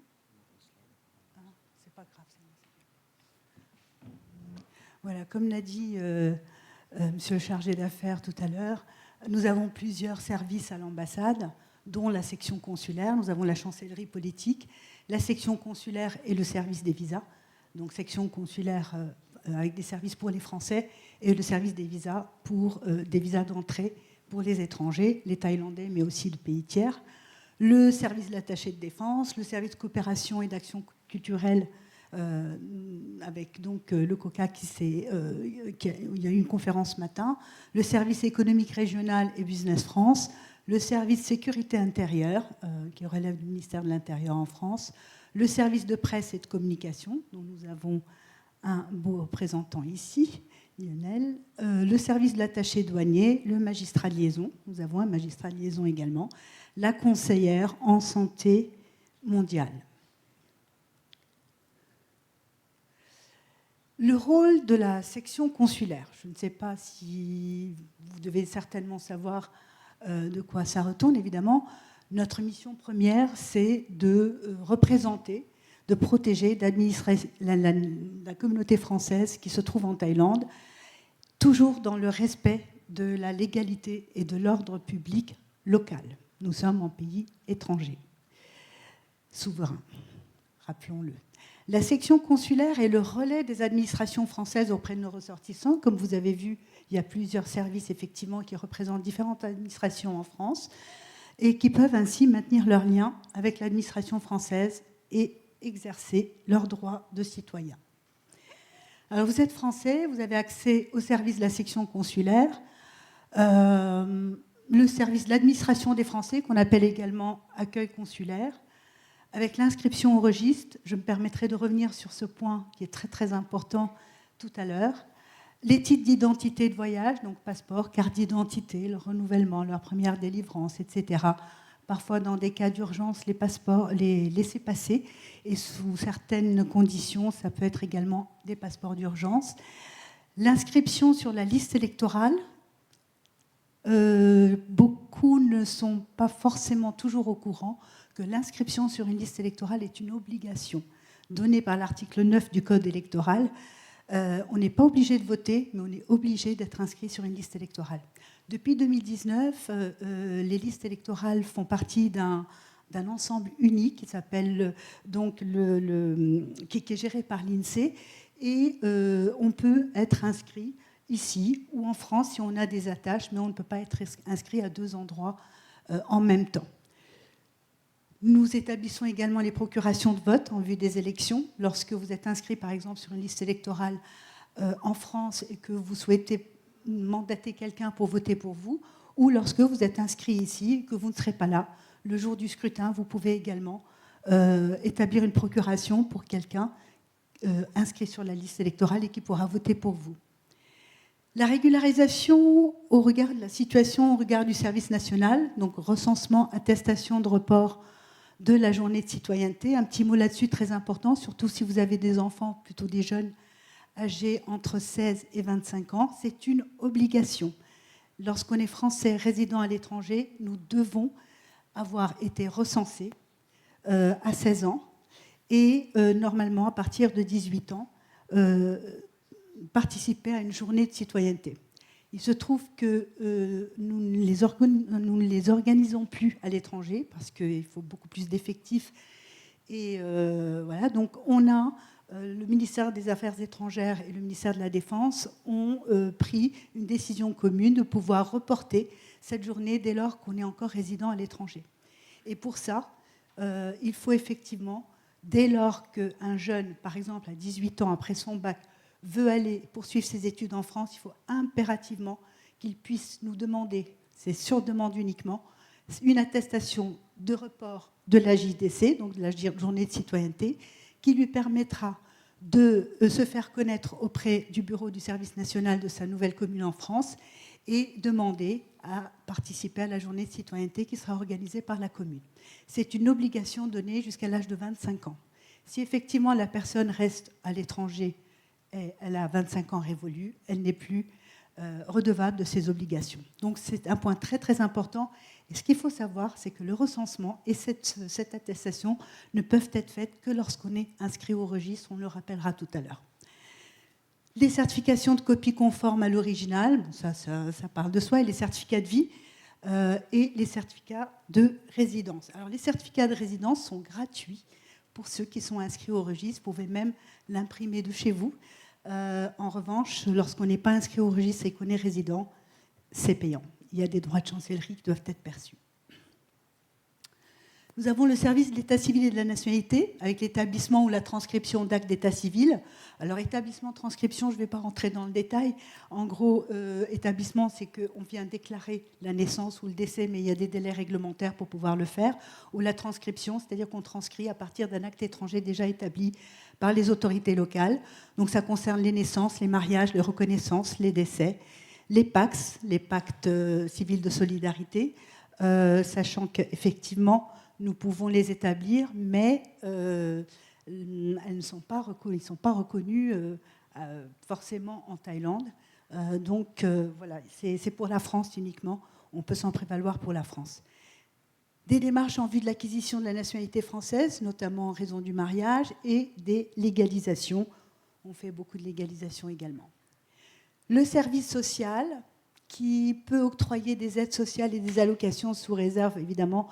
des conditions d'éligibilité à ces aides. Il y a les aides, comme en France, un petit peu, pas tout à fait, parce que c'est une dérogation, en fait, au droit français. Ce n'est pas une obligation de pouvoir les faire, mais nous avons cette possibilité d'examiner les demandes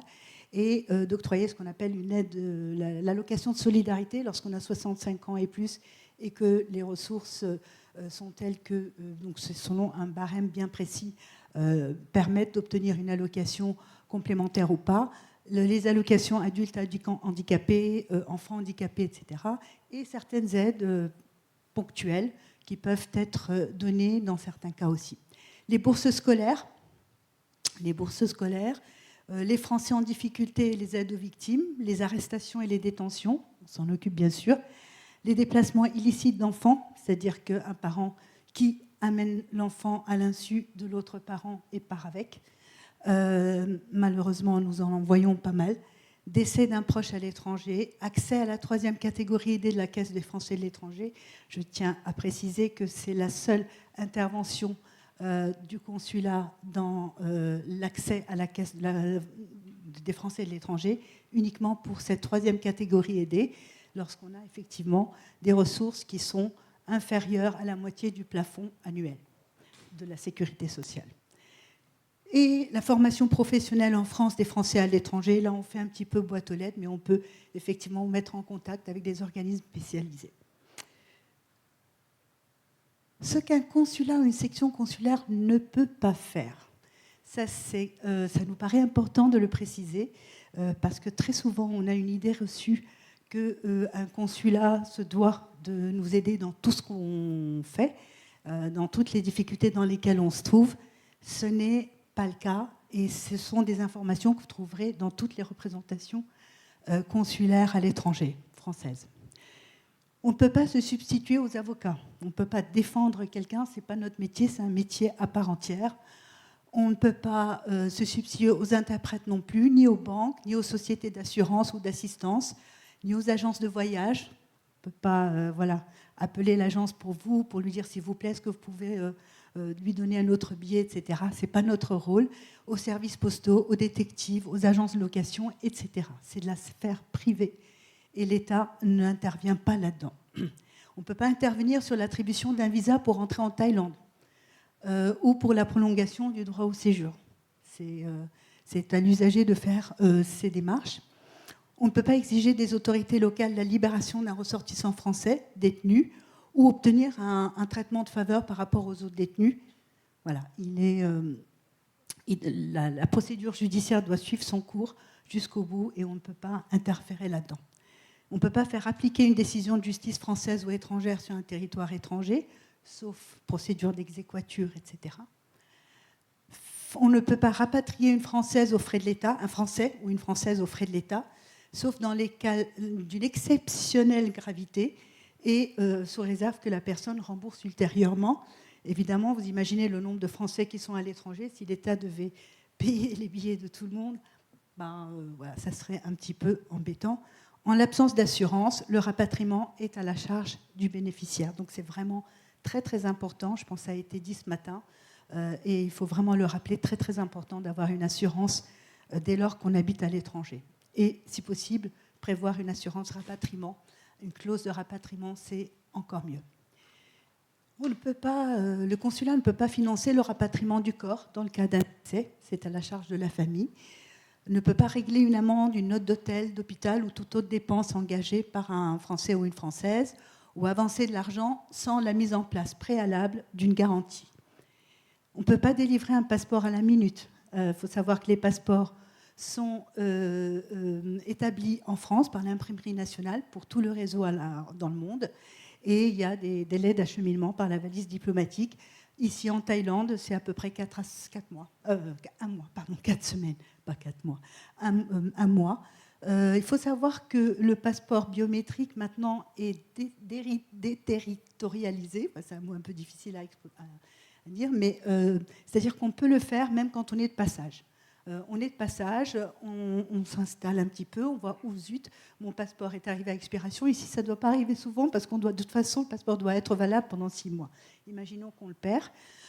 Eh bien, on peut vous refaire un passeport ordinaire, donc de 10 ans, à condition que vous soyez encore là pour le réceptionner un mois plus tard. Parce que vous ne pouvez pas, on ne peut pas le déposer à un endroit et le réceptionner dans un autre. Ça, ce n'est pas possible. On ne peut pas se substituer aux autorités locales pour intervenir dans une affaire judiciaire en cours, on l'a dit tout à l'heure, et ni assurer officiellement votre protection consulaire si vous possédez aussi la nationalité du pays dans lequel vous voyagez. Il y a ce qu'on appelle la loi du fort, c'est-à-dire quand on se trouve sur le sol d'un pays dont on a la nationalité, c'est celle-ci qui prime au regard des autorités locales. Alors comment maintenir ce lien avec l'ambassade quand je réside en Thaïlande ? Eh bien, on a cette fabuleuse application mondiale qui s'appelle le registre des Français établis hors de France, plus communément connu sous registre consulaire.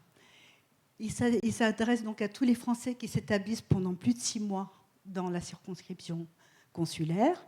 ou dès lors qu'ils ont établi leur intérêt familial et ou économique. Elle n'est pas obligatoire, mais elle est vraiment vivement recommandée. Cette formalité donc, est rapide et gratuite. Elle se fait en ligne et elle facilite le travail des services consulaires, de nous, en matière de sécurité et de protection consulaire, parce que dès lors que vous inscrivez au registre, nous avons votre adresse auquel on va attribuer ce qu'on appelle un secteur géographique qui nous permet de vous mettre dans notre dispositif de sécurité en cas de crise. On peut tout de suite vous venir en aide, vous envoyer les informations nécessaires à travers un dispositif qu'on appelle d'îlotage, avec des chefs d'îlot qui sont bénévoles et qui font partie de la communauté et qui relaient, qui nous aident à mettre en place le dispositif en cas de crise. Et puis, cela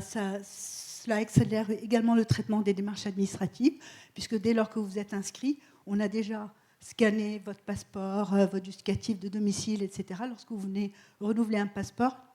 ça passe d'une application à l'autre en un clic et c'est beaucoup plus rapide. Et puis pour les Français de passage, ils ne peuvent pas s'inscrire au registre, mais le ministère des Affaires étrangères a prévu une application très intéressante qui s'appelle Ariane ou Fil d'Ariane, dont vous avez effectivement, vous tapez Fil d'Ariane, vous y arriverez tout de suite sur Internet, où vous mettez votre nom, prénom évidemment, là où vous résidez, combien de temps vous résidez et surtout les personnes à prévenir en cas d'urgence. En cas de crise, nous pouvons donc effectivement envoyer un message à tous les Français inscrits au registre et parallèlement, le centre de crise de soutien à Paris, qui gère l'application Ariane, enverra les mêmes informations aux personnes qui sont inscrites sur Ariane. Donc même lorsque vous êtes inscrit au registre, si vous partez voyager dans un autre pays tiers en vacances, pensez à vous inscrire sur Ariane. Donc on l'a dit, l'inscription au registre permet plein de choses, elle facilite vos démarches, donc les demandes de documents d'identité, passeport, carte nationale d'identité, on les a déjà scannés, l'inscription pour pouvoir voter aux élections françaises, les présidentielles, les référendums, les européennes, les législatives, consulaires. Et les consulaires, ce sont les élections des conseillers des Français de l'étranger, donc nos élus de proximité. De plus, elle permet donc la réduction de tarifs de légalisation et des copies conformes et la gratuité de l'attestation d'inscription au registre, comme on l'a dit tout à l'heure, sinon c'est payant. Dans certains cas, l'inscription au registre, elle est même obligatoire. Lorsqu'on doit faire une demande de bourse, c'est obligatoire pour vos enfants qui sont scolarisés dans un établissement français, ou pour une demande d'une allocation de solidarité, dont on parlait aussi tout à l'heure, allocation de solidarité, handicapés, etc., et pour le recensement de la journée de défense et de citoyenneté, puisque c'est sur la base de cette inscription qu'on peut retrouver les jeunes âgés de 16 ans et à qui on remet une attestation de recensement. Et donc, grâce à cette inscription, on peut vous contacter ou contacter vos proches si vous êtes en difficulté en cas d'urgence. Vous adressez la lettre mensuelle d'information de l'ambassade. Ça, c'est sympa de pouvoir avoir un petit peu les nouvelles. Cette lettre d'information qui n'est pas envoyée par tous les consulats, mais ici en Thaïlande, on le fait. Et vous transmettre des informations sur les élections, sur votre sécurité et des événements particuliers. Pour s'inscrire au registre, on peut, pour la première fois, donc il faut de toute façon présenter une pièce d'identité française en cours de validité ou périmée depuis moins de 5 ans, mais bon, préférence en cours de validité, un justificatif de résidence en Thaïlande et une photo d'identité, c'est tout. C'est quand même simple. Et puis pour renouveler, vous recevez un message 3 mois avant la fin de l'inscription de votre registre pour ce qu'on appelle la lettre de relance ou le message de relance pour vous dire attention, votre inscription arrive en fin de validité, merci de faire le nécessaire pour la renouveler. Ce qu'il faut savoir, et c'est nouveau, c'est que cette base, comme elle est mondiale, elle est chargée de dossiers d'inscription et le ministère a décidé récemment de radier au bout d'1 an toutes les personnes qui n'ont pas renouvelé leur inscription au registre, qui ont donc été radiées pour non-renouvellement, c'est un motif de non-renouvellement. Eh bien, si vous ne donnez pas suite alors que vous résidez ici, vous ne trouverez plus votre dossier, nous ne le trouverons plus non plus, il faudra tout recommencer depuis le début. Donc pensez bien à renouveler cette inscription dès que vous recevez le message ou même avant de le recevoir, si vous avez en tête la date. En revanche, si vous êtes radié, comme je l'ai dit, par ce processus, parce que vous n'avez pas renouvelé votre inscription, et que vous êtes inscrit sur la liste électorale, l'application, suffisamment intelligente, a prévu de vous mettre dans un espace qu'on appelle le répertoire électoral, où on peut encore vous retrouver et vous rebasculer au registre s'il faut. Alors vous pouvez, en plus, une fois que vous êtes inscrit, vous pouvez vérifier toutes vos données personnelles en ligne. Vous pouvez les modifier, vous pouvez modifier votre situation familiale, votre situation électorale, et puis vos données, tout ce qui concerne les personnes à prévenir en cas d'urgence, ça c'est très important. Attention, lorsque vous êtes inscrit au registre, vous avez ce qu'on appelle le NUMIC, le numéro d'immatriculation, donc d'inscription au registre. Ce NUMIC est confidentiel, il ne faut absolument pas le laisser traîner, puisque justement, avec ce NUMIC, on peut accéder à votre dossier sur Internet. Voilà. Et en plus, ce registre vous propose un porte-document sur le service public où vous pouvez classer, conserver copie de vos passeports. Et vous pouvez imprimer tous les documents dont vous avez besoin directement de chez vous, sans même avoir besoin de venir à l'ambassade. Les informations complètes et les pièces justificatives à fournir pour chaque démarche sont bien indiquées sur notre site. Il y a l'onglet Services aux citoyens, on y va, ça vous renvoie sur le site donc de la section consulaire et vous avez toutes les démarches qui sont définies. J'insiste dessus parce que nous avons souvent des Français qui viennent,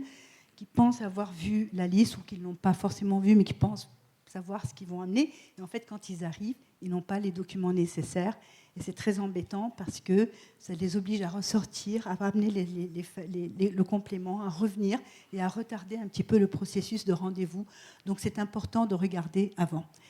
Voilà. Et une dernière chose, la prise de rendez-vous préalable est importante. Beaucoup de gens nous disent oui, mais pourquoi est-ce qu'ils font un rendez-vous pour venir au consulat ? C'est une enceinte diplomatique. Il y a des mesures de sécurité, comme toutes les enceintes diplomatiques dans le monde. Et voilà, il faut effectivement avoir pris un rendez-vous préalablement. On essaie de me dire quelque chose. Oui. Voilà. Pour mieux préparer votre expatriation, vous avez toutes les informations nécessaires sur Service public, France Diplomatie, il y a un guide de l'expatriation. Sur le site de l'ambassade, vous avez un onglet Vivre en Thaïlande, où vous pouvez tout retrouver sur la fiscalité, sur le séjour, sur même l'importation des animaux, tout. Et le conseil aux voyageurs, bien entendu. Nous avons des représentants de proximité et relais de l'ambassade, les agences consulaires qui sont tenues par des consuls honoraires dont nous avons un ici, M. Fodo de Phuket. Donc, nous avons 5 agences consulaires en Thaïlande, à Chiang Mai, Phuket, Surat Thani, Khon Kaen et Prachuap Khiri Khan à Hua Hin. Et les conseillers des Français de l'étranger que vous avez élus en 2021, 4 pour la Thaïlande, 4 sièges pour la Thaïlande et la Birmanie. C'est un rôle de représentation des Français de l'étranger pour répondre à toutes les questions, notamment concernant l'enseignement, les aides sociales, l'emploi, etc. Voici où il se trouve sur la carte. Un petit mot très rapidement pour les visas, parce que là, ça concerne des étrangers, forcément, pour rentrer en France. Donc, le service des visas est compétent pour évidemment les visas pour la France métropolitaine, mais également les DROM et les CTOM, Nouvelle-Calédonie, Polynésie française et Wallis-et-Futuna, également les CTOM d'Amérique, Saint-Pierre-et-Miquelon, Saint-Martin et Saint-Barthélemy. C'est là que vous trouverez toutes les informations concernant les visas. Vous allez en France, actualité, dépôt des demandes de visa, etc. Vous voyez, c'est très intuitif, clair et facile. Très important, il faut obligatoirement passer par le prestataire TLS pour déposer la demande. La demande donc peut être déposée d'une manière simple, il y a évidemment des frais d'agence, mais vous pouvez également demander un service premium que vous paierez un peu plus cher et qui vous permet, mais ce n'est pas une obligation, c'est vraiment un choix que l'on fait. Il faut vraiment anticiper au maximum les démarches et obtenir un rendez-vous compatible avec les dates de départ. Ne pensez pas que 2 jours avant de partir, vous pourrez dire « Ah ben tiens, il me faut un visa ». Ça sera techniquement pas possible. Voilà, tarif des prestations, j'essaie de faire vite. Donc, anticiper les démarches. On précise aussi que le prestataire est uniquement en charge de réceptionner les dossiers, de vérifier qu'ils sont complets, de prendre vos empreintes biométriques, mais en aucun cas, ils ne font partie du corps décisionnaire. C'est uniquement l'ambassade, le service des visas qui décide et qui instruit et qui valide les demandes. Donc, beaucoup, effectivement, pensent que le prestataire décide. Non, ce n'est pas le cas du tout, mais il doit vous signaler si votre dossier est complet. Pensez à déposer, à prendre un rendez-vous au plus tôt 6 mois et au plus tard 15 jours calendaire avant le début du voyage envisagé. Ça, c'est très important. Voilà, et sachant que l'instruction de la demande peut prendre jusqu'à 15 jours. Je pense que c'est bon. Voilà.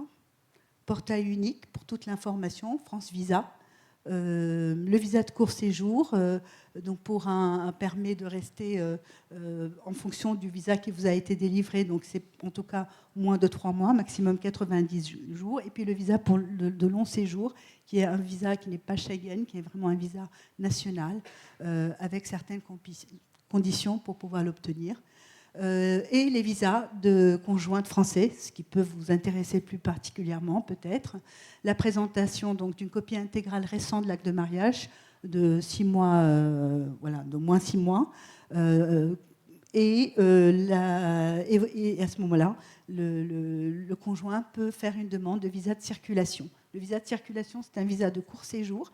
pas de long séjour comme on le pense souvent, mais qui vous permet, sur une certaine longue période, en fonction de la durée du visa qu'on vous a délivré, de pouvoir aller et venir vers la France selon certaines conditions, donc ne pas dépasser 180 jours dans l'année.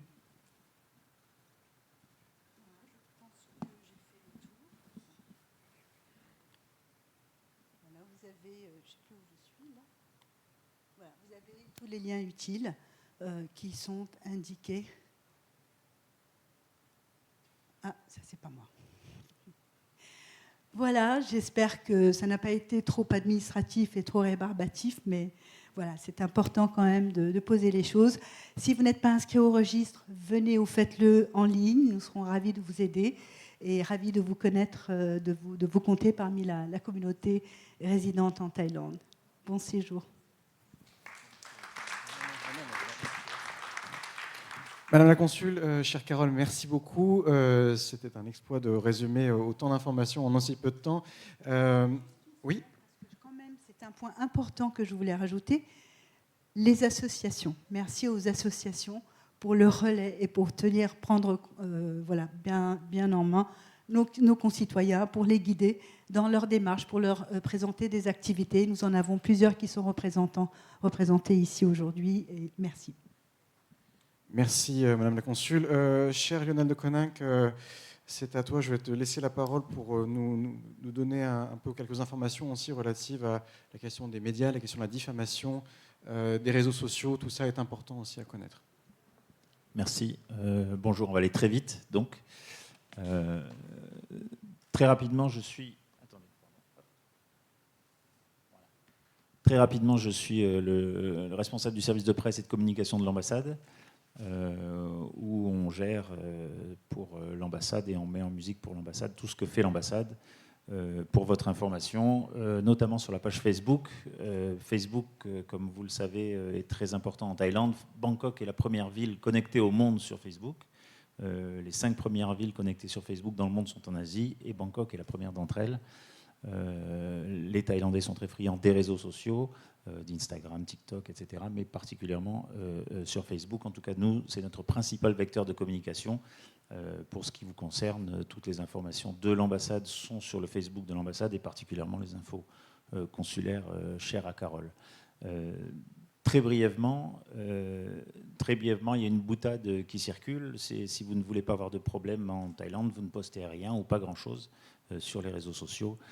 parce qu'il y a des lois qui existent en Thaïlande qui sont les lois sur la diffamation et particulièrement le Computer Crime Act, j'insiste sur le mot crime, qui réglemente un petit peu tout ce que vous pouvez dire ou ne pas dire en Thaïlande, et particulièrement sur les réseaux sociaux. Je vais tout de suite vous montrer les deux articles principaux du Code pénal thaïlandais. Je vous laisse les lire, j'insiste simplement sur 2-3 formulations. Sur la section 326 du Code pénal, il s'agit de faire attention à ce que l'on dit devant un tiers, d'une manière de porter susceptible ou de porter atteinte à la réputation d'une autre personne ou de la rendre objet de haine ou de mépris. Donc c'est dit commettre un délit de diffamation, que vous ayez tort ou raison. La justice le décidera après, si vous êtes accusé de diffamation. Il y a un autre article, la section 328, je vais très vite, mais celle-là qui comporte aussi les images, l'enregistrement sonore, les vidéos, etc. Tout ce que vous pouvez poster peut être susceptible de diffamation. Il y a plusieurs exemples qui existent. J'ai éteint un truc, pardon. Il y a plusieurs exemples qui existent, qui ont fait la une des journaux. Je vais très vite, notamment le cas d'une touriste à Khao Yai, Mademoiselle King, pour entrer dans les détails, qui n'était pas contente de sa chambre d'hôtel, qui écrit donc sur Agoda, elle est sale, le personnel n'est pas aimable. Elle s'est vue attaquée en diffamation directement, l'hôtel lui réclamant 50 000 bahts d'amende par jour jusqu'à ce qu'elle retire ses commentaires. Elle aurait dû être condamnée à publier dans 5 journaux thaïlandais sa condamnation et est susceptible de payer 3 millions de bahts. Bien évidemment, elle s'est excusée et elle a retiré ses commentaires avant d'être condamnée à tout cela. Juste un an avant, un Américain résident, lui, en Thaïlande, qui était résident, il n'était pas touriste, il était résident en Thaïlande, donc au fait de ce qu'il se passait, a eu un petit différend dans un hôtel à Koh Chang avec le management de l'hôtel, voyant la manière dont le management traitait un des employés. Sur TripAdvisor, je crois, il est allé dire que l'hôtel avait des méthodes esclavagistes avec ses employés. Bien évidemment, l'hôtel, pour le coup, a porté plainte. Il a été arrêté par la police. Il a passé un week-end en prison. Il a retiré ses commentaires en disant qu'il s'était un petit peu emporté, bien évidemment, pour éviter la prison. Mais enfin, il a quand même fait 2-3 jours de prison. Donc il faut faire attention à ça. Ces lois sur la diffamation et le Computer Crime Act concernent tous les pans de la société, pas seulement le tourisme. Dans certains autres aspects de la société, les peines sont beaucoup plus sévères. Elles peuvent aller jusqu'à 13 ans de prison pour certains commentaires. D'une manière générale, voilà, faites attention à ce que vous écrivez sur les réseaux sociaux. Gardez un peu de mesure, parce que même si au final ce que vous dites est vrai, il y aura procédure, il y aura tribunaux thaïlandais. Même si vous gagnez au final, voilà, pour un commentaire, ça ne sert peut-être pas à grand-chose de passer quelques jours en prison et de passer plusieurs années en procédure pour ça. Juste pour finir, pour être très bref, pour mon ami Sylvain, voilà, nous sommes ici des invités. Il faut s'en souvenir. C'est la loi en Thaïlande. C'est la Thaïlande, pardon, a ses lois, ses coutumes, ses traditions. C'est aussi pour ça qu'on l'aime, et c'est surtout aussi pour ça qu'on l'aime. Donc faisons attention à ce qu'on dit. Nous sommes des invités et on doit respecter la loi thaïlandaise. Voilà, c'est tout pour moi. Merci. Merci, cher Lionel, c'était impeccable et tu as eu vraiment le mot de la fin, je pense, en rappelant que tous étrangers que nous sommes en Thaïlande, nous sommes et restons des invités et qu'à ce titre, nous devons évidemment de respecter les règles du pays, qu'elles soient écrites ou non écrites. On fait une petite pause. À nouveau, merci, chère Carole, merci au Bureau de l'immigration. Quelques instants de pause, vraiment 5 minutes, et on enchaîne tout de suite après avec la 4e et dernière conférence, avec donc une intervention de la CFE, de la Caisse des Français de l'étranger, une intervention de l'Association française de bienfaisance avec son président Bruno Pétel et M. Vincent Biraud de l'agence Billows. Je vous remercie. On n'a pas de temps pour les questions, désolé. Vous pouvez par contre en revanche discuter un petit peu avec nous.